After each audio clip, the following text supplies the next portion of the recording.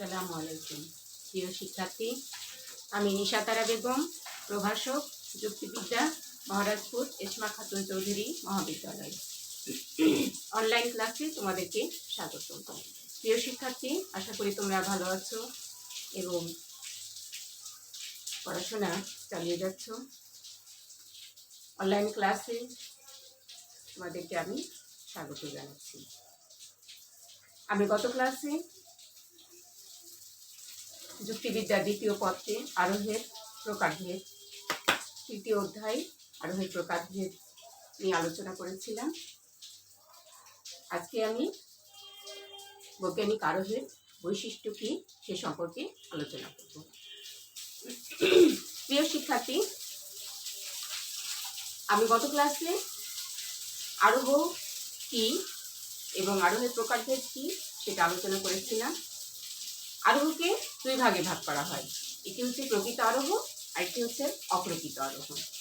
প্রকৃত আরোহকে আবার তিন ভাগে ভাগ করা হয়, বৈজ্ঞানিক আরোহ, অবৈজ্ঞানিক আরোহ এবং সাদৃশ্যমূলক অনুমান।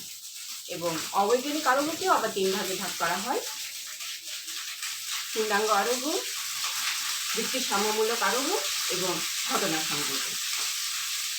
আমি গত ক্লাসে প্রকৃত আরোহের যে প্রকারভেদ, বৈজ্ঞানিক আরোহ এবং অবৈজ্ঞানিক আরোহ কি সে সম্পর্কে আলোচনা করেছিলাম। আজকে আমি বৈজ্ঞানিক আরোহের বৈশিষ্ট্যগুলো কি সে সম্পর্কে তোমাদের সাথে একটু আলোচনা করব। প্রিয় শিক্ষার্থী, বৈজ্ঞানিক আরোহ কি? প্রকৃতি, নিয়মানুবর্তিতা, নীতি এবং কার্যকারণ নিয়মের উপর নির্ভর করে বিশেষ দৃষ্টান্ত পর্যবেক্ষণের ভিত্তিতে একটি সার্বিক সংশ্লেষক যুক্তিবাক্য প্রতিষ্ঠা করার প্রক্রিয়াকেই বলা হয় বৈজ্ঞানিক আরোহ। তাহলে প্রিয় শিক্ষার্থী, খেয়াল করো, প্রকৃতির নিয়মানুবর্তিতা, নীতি এবং কার্যকারণ নিয়মের উপর নির্ভর করে বিশেষ দৃষ্টান্ত পর্যবেক্ষণের ভিত্তিতে একটি সার্বিক সংশ্লেষক যুক্তিবাক্য প্রতিষ্ঠা করার প্রক্রিয়াকেই বলা হচ্ছে বৈজ্ঞানিক আরোহ। তাহলে প্রিয় শিক্ষার্থী, লক্ষ্য করো, প্রকৃতির নিয়মানুবর্তিতা, নীতি এবং কার্যকারণ নিয়ম, এই দুটোর উপর নির্ভর করে বিশেষ দৃষ্টান্ত পর্যবেক্ষণের ভিত্তিতে একটি সার্বিক সংশ্লেষক যুক্তিবাক্য, একটি সার্বিক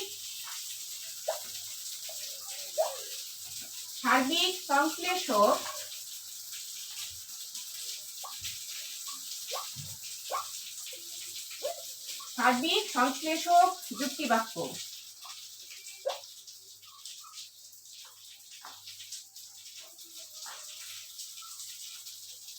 যুক্তি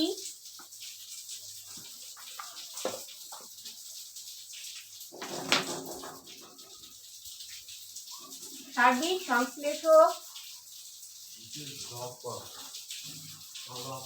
যুক্তিবাক্য। তাহলে প্রিয় শিক্ষার্থী, লক্ষ্য করো, সার্বিক সংশ্লেষক যুক্তিবাক্য প্রতিষ্ঠা করার প্রক্রিয়াকেই বলা হচ্ছে বৈজ্ঞানিক আরোহ। তাহলে সার্বিক সংশ্লেষক যুক্তিবাক্য, এই বিষয়টা যদি আমি পরিষ্কার করি তাহলে এর ভিতরেই আমার বৈজ্ঞানিক আরোহের বৈশিষ্ট্যগুলো পরিলক্ষিত হবে। আমি যদি বৈজ্ঞানিক আরোহের সংজ্ঞাটা একটু বিশ্লেষণ করি তাহলে তোমরা বৈজ্ঞানিক আরোহের যে বৈশিষ্ট্যগুলো সেগুলো তোমরা বুঝতে পারবে। তাহলে সার্বিক সংশ্লেষক যুক্তিবাক্য, এটা যদি আমি বিশ্লেষণ করি তাহলে আমি তিনটা বিষয় পাবো। একটা হচ্ছে তোমার যুক্তিবাক্য স্থাপন করে,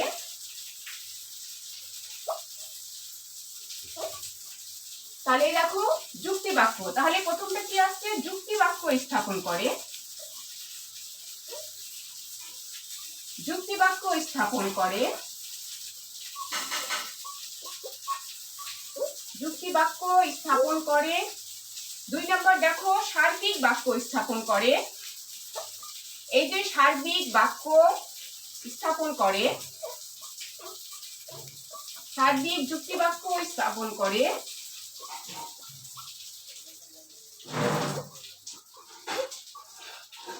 সার্বিক যুক্তিবাক্য স্থাপন করে,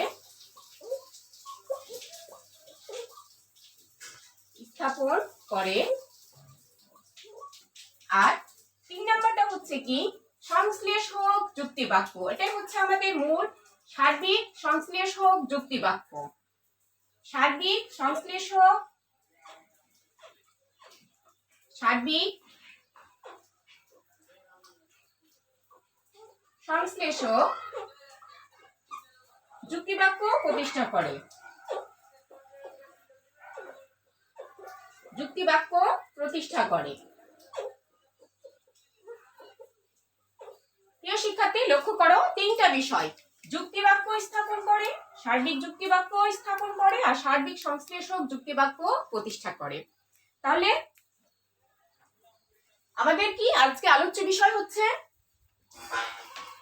বৈজ্ঞানিক আরোহের বৈশিষ্ট্য। ঠিক আছে, আমাদের আজকে আলোচ্য বিষয় হচ্ছে বৈজ্ঞানিক আরোহের বৈশিষ্ট্য, বৈজ্ঞানিক আরোহের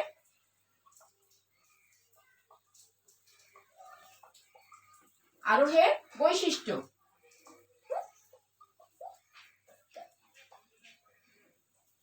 বৈজ্ঞানিক আরোহের বৈশিষ্ট্য, classification, characteristic of induction, scientific induction, characteristic of scientific induction, বৈজ্ঞানিক আরোহের বৈশিষ্ট্য। তাহলে আমি বৈজ্ঞানিক আরোহের যে সংজ্ঞা তোমাদের সামনে বললাম, যে প্রকৃতির নিয়মানুবর্তিতা নীতি এবং কার্যকারণ নিয়মের উপর নির্ভর করে বিশেষ দৃষ্টান্ত পর্যবেক্ষণের ভিত্তিতে একটি সার্বিক সংশ্লেষক যুক্তিবাক্য প্রতিষ্ঠা করার প্রক্রিয়াকেই বলা হয় বৈজ্ঞানিক আরোহণ। তাহলে এই সংজ্ঞাটি বিশ্লেষণ করলে আমি তিনটি বিষয় পাচ্ছি, একটা হচ্ছে যুক্তিবাক্য স্থাপন করে, আরেকটি হচ্ছে সার্বিক যুক্তিবাক্য স্থাপন করে, আরেকটি হচ্ছে সার্বিক সংশ্লেষক যুক্তিবাক্য প্রতিষ্ঠা করে। তাহলে প্রিয় শিক্ষার্থী, প্রথমে লক্ষ্য করো যুক্তিবাক্য স্থাপন করে। যুক্তিবাক্য কি, এটা তো আমরা সেই প্রথম থেকেই জেনে আসছি, যুক্তিবিদ্যা আলোচনার শুরু থেকে আমরা জেনে আসছি যুক্তিবাক্য কি। দুটো পদের মধ্যে উদ্দেশ্য, যে যুক্তিবাক্যে উদ্দেশ্য এবং বিধির মধ্যে যে সম্পর্ক, সেই সম্পর্কটাকে বলা হচ্ছে যুক্তিবাক্য। দুটি পদের মধ্যে যে সম্পর্কের বর্ণনা, সেটাকে বলা হচ্ছে যুক্তিবাক্য। তাহলে আমরা বৈজ্ঞানিক আরোহ বা প্রকৃত আরোহ যে উদাহরণ, সেখানে আমরা কি জানি, আরোহ কি, বিশেষ বিশেষ দৃষ্টান্ত পর্যবেক্ষণের ভিত্তিতে যখন আমরা একটি সার্বিক সিদ্ধান্ত গ্রহণ করি, তখন সেটাকে তো আমরা বলছি বৈজ্ঞানিক প্রকৃত আরোহ।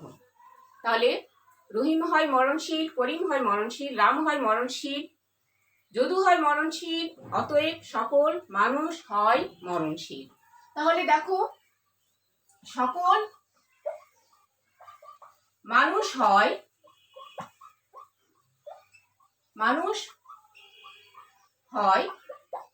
মরণশীল, সকল মানুষ হয় মরণশীল। প্রিয় শিক্ষার্থী, লক্ষ্য করো এখানে রাম হয় মরণশীল, রহিম হয় মরণশীল, করিম হয় মরণশীল, অতএব সকল মানুষ হয় মরণশীল। তাহলে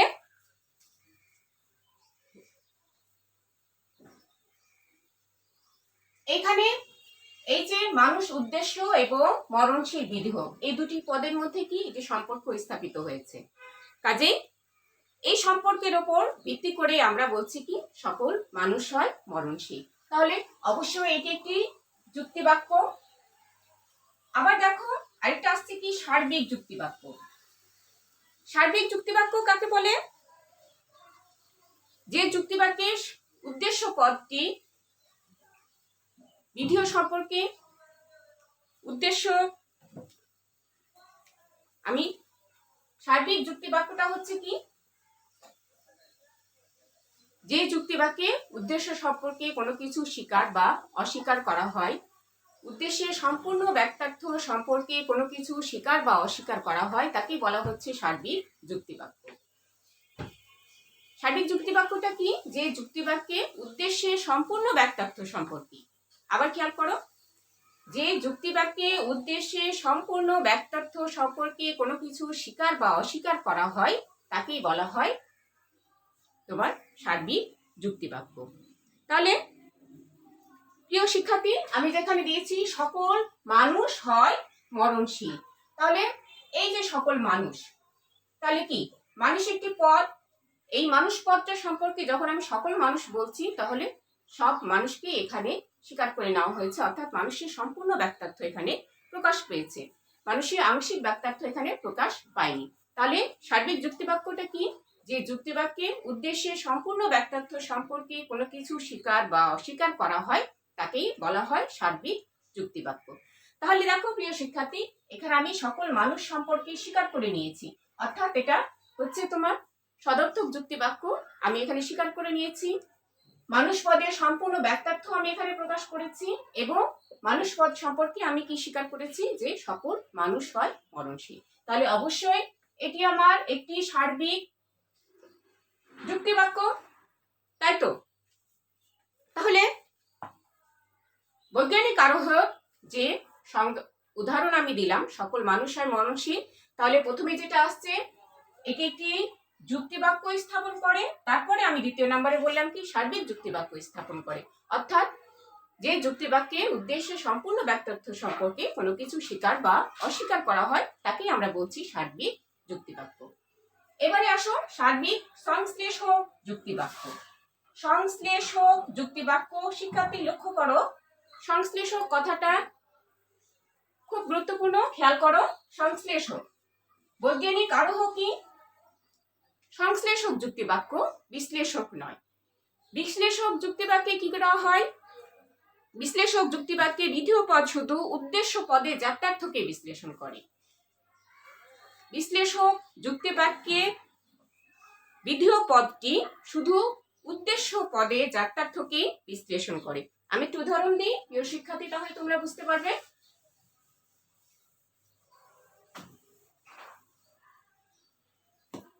সকল মানুষ হয় বুদ্ধিবৃত্তি সম্পূর্ণ জীব।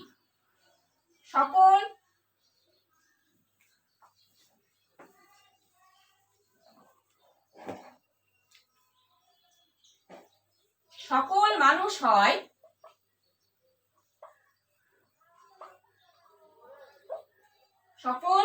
মানুষ হয় বুদ্ধিবৃত্তি সম্পূর্ণ জীব।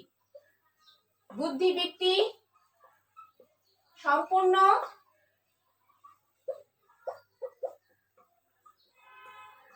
জীব।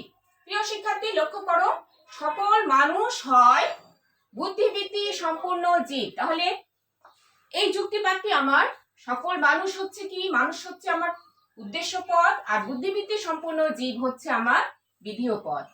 তাহলে এই যে উদ্দেশ্য পদ আমার মানুষ, এই পদটাকে যদি আমি বিশ্লেষণ করি, তাহলে আমার কি হবে?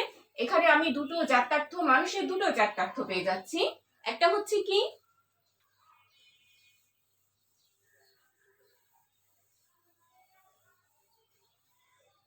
একটা হচ্ছে তোমার জীববৃত্তি,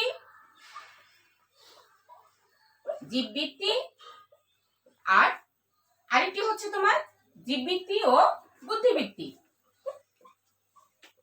জীববৃত্তি এবং বুদ্ধিবৃত্তি। তাহলে এই যে মানুষ উদ্দেশ্য পদটাকে যদি আমি বিশ্লেষণ করি, তাহলে আমি কি দুটো যাত্রার্থ পেয়ে যাচ্ছি, একটা হচ্ছে জীববৃত্তি আর একটা হচ্ছে বুদ্ধিবৃত্তি। তাহলে এখানে মানুষ উদ্দেশ্য পদ সম্পর্কে কোনো নতুন তথ্য দেওয়া হচ্ছে না। আমি যদি মানুষ পদটিকে বিশ্লেষণ করি, তাহলে আমি দুটো যাত্রার্থের উল্লেখ পেয়ে যাবো, একটা হচ্ছে জীববৃত্তি আর একটি হচ্ছে বুদ্ধিবৃত্তি।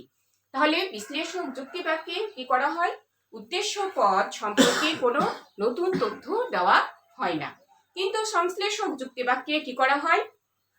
সংশ্লেষক যুক্তিবাক্যে যখন আমি বলেছিলাম কি সকল মানুষ হয় মরণশীল, প্রিয় শিক্ষার্থী নিশ্চয় তোমরা বুঝতে পারছো। বিশ্লেষক যুক্তিবাক্যে উদ্দেশ্য পদ সম্পর্কে কোনো নতুন তথ্য দেওয়া হয় না, কিন্তু সংশ্লেষক যুক্তিবাক্যে উদ্দেশ্য পদ সম্পর্কে নতুন তথ্য দেওয়া হয়। যেমন ধরো, সকল মানুষ হয় মরণশীল, সকল মানুষ হয় মরণশীল।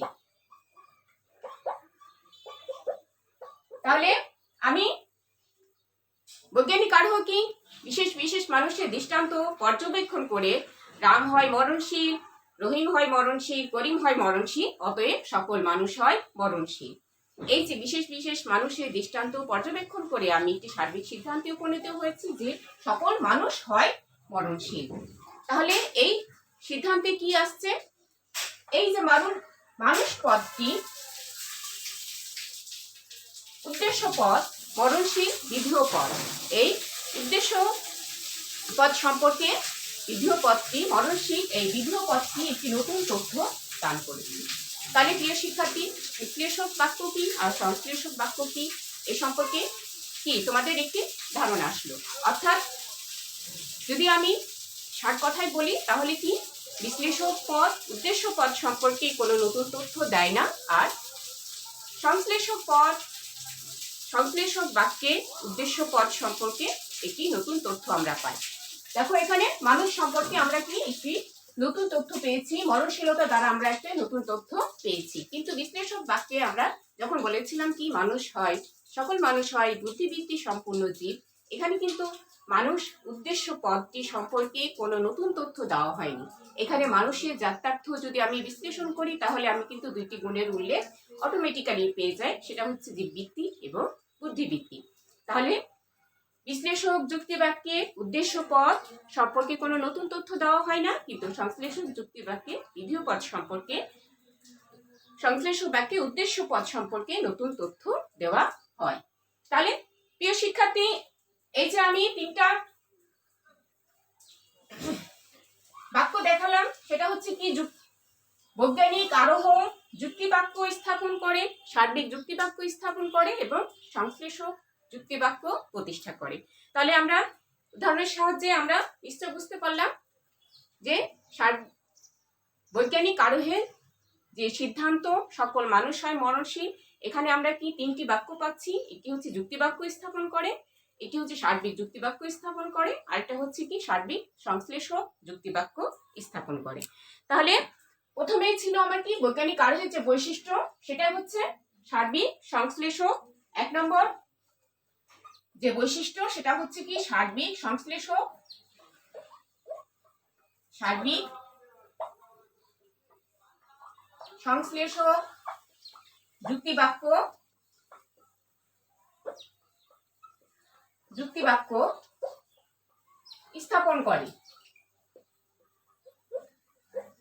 আবার বৈজ্ঞানিক আরোহের প্রথম যে বৈশিষ্ট্য সেটা হচ্ছে সার্বিক সংশ্লেষক যুক্তি বাক্য স্থাপন করে।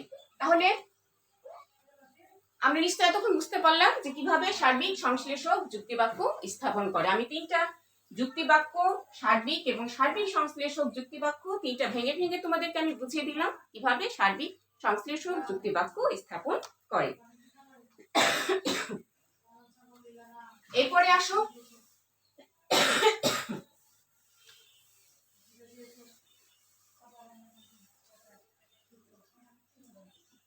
বৈজ্ঞানিক আরোহ ঘটনার অভিজ্ঞতা ও নিরীক্ষণ ভিত্তিক। বৈজ্ঞানিক আরোহ 2 নাম্বার হচ্ছে বৈজ্ঞানিক আরোহ বৈজ্ঞানিক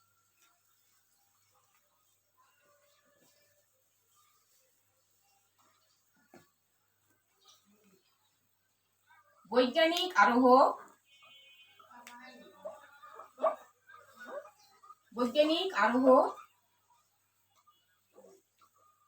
ঘটনার অভিজ্ঞতা ও নিরীক্ষণ ভিত্তিক।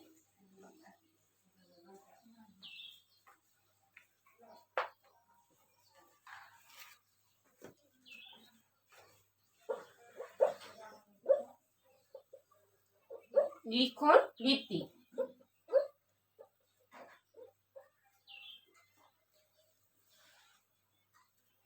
প্রিয় শিক্ষার্থী লক্ষ্য করো, তাহলে 2 নাম্বার যে বৈশিষ্ট্য সেটা হচ্ছে কি বৈজ্ঞানিক আরোহ ঘটনার অভিজ্ঞতা ও নিরীক্ষণ ভিত্তিক। ঘটনার অভিজ্ঞতা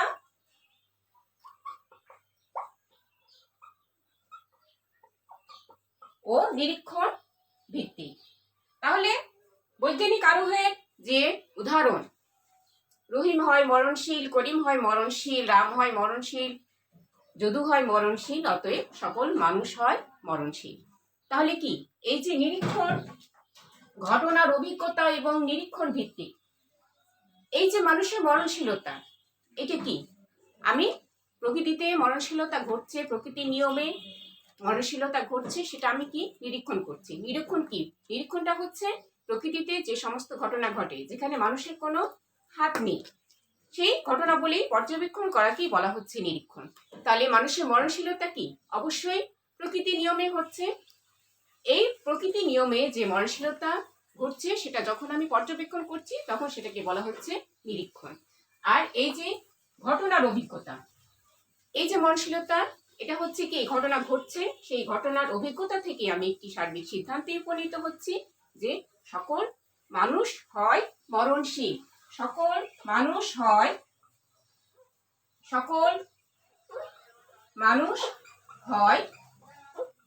মরণশীল। তাহলে কি রাম হয় মরণশীল, রহিম হয় মরণশীল, করিম হয় মরণশীল, যদু হয় মরণশীল, অতএব কি সকল মানুষ হয় মরণশীল। তাহলে এই যে সকল মানুষের মরণশীলতা, এটি কি আমার ঘটনার অভিজ্ঞতা এবং নিরীক্ষণ ভিত্তিক। এই ঘটনার অভিজ্ঞতা থেকে আমি নিরীক্ষণের ভিত্তিতে আমি সার্বিক সিদ্ধান্তে উপনীত হচ্ছি যে সকল মানুষ হয় মরণশীল। যদি রহিম মরণশীল হয়, যদি করিম মরণশীল হয়, যদি রাম মরণশীল হয়, যদি মধু মরণশীল হয়, তাহলে আমি একটি সার্বিক সিদ্ধান্তে উপনীত হতে পারি। আমি বিশেষ বিশেষ মানুষের মরণশীলতা পর্যবেক্ষণ করে একটি সার্বিক সিদ্ধান্তে উপনীত হতে পারি যে সকল মানুষ হয় মরণশীল। তাহলে প্রিয় শিক্ষার্থী, বৈজ্ঞানিক আরোহের বৈশিষ্ট্যের আমরা আজকে দুটো বৈশিষ্ট্য আলোচনা করলাম। বৈজ্ঞানিক সার্বিক সংশ্লেষক যুক্তি বাক্য স্থাপন করে, আর বৈজ্ঞানিক আরোহ কি করে? বৈজ্ঞানিক আরোহ ঘটনার অভিজ্ঞতা এবং নিরীক্ষণ ভিত্তিক। প্রিয় শিক্ষার্থী, আশা করি ক্লাসগুলো তোমরা যথাযথভাবে অনুসরণ করবে এবং এখান থেকে অবশ্যই তোমরা তোমাদের কার্যক্রম এগিয়ে নিয়ে যাবে। তোমাদের কোনো সমস্যা থাকলে অবশ্যই আমার সঙ্গে যোগাযোগ করবে এবং আমাদের এই অনলাইন ক্লাস আগামীতে অব্যাহত থাকবে। আগামী ক্লাস পর্যন্ত তোমরা ভালো থাকো, সকলে সুস্বাস্থ্য কামনা করে, এবং তোমরা অবশ্যই যথাযথ স্বাস্থ্যবিধি মেনে চলবে। অবশ্যই স্বাস্থ্যবিধি যে নিয়ম কানুন আছে সেগুলো তোমরা যথাযথ পালন করবে। আগামী ক্লাসে আবারও তোমাদের সঙ্গে দেখা হবে। সে পর্যন্ত তোমরা ভালো থাকো। আল্লাহ হাফেজ। আসসালাম।